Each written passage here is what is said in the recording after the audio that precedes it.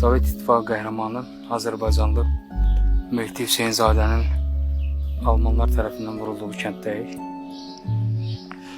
Mehdinin partizanlıq illərində yaşadığı həyətə yaxınlaşıram. Mehdi bax bu gördüyünüz evdə yaşayıb partizanlıq illərində. Mikhail burada vurulub 2 noyabr 1944-cü ildə. Burada Sloveniyanın dilində yazılıb. На тем месте уже 2-11-44 затребовал свое живление народный герой Советского Союза Мехди Hüseynov Mikhailov, диверсант in observas из 9. korpusdan.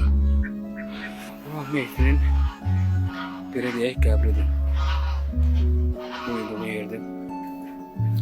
Burada həmin müharibədən qalan tank gilizləri, böyük qəlpə gilizləri oyulub. Bir fəxr hissidir. Mən də fəxr edirəm. Gəldim bir Azərbaycanlı kimi. Mənim də bir borcumdur, gəlim